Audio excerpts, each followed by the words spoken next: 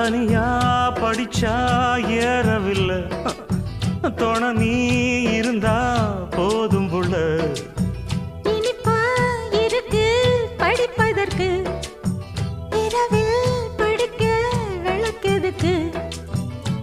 முதலாக படிக்கிற பாடம், விடுகிற நேரம் முடிக்கிற பாடம், இதுதான் காதல் எனும் பாடம்.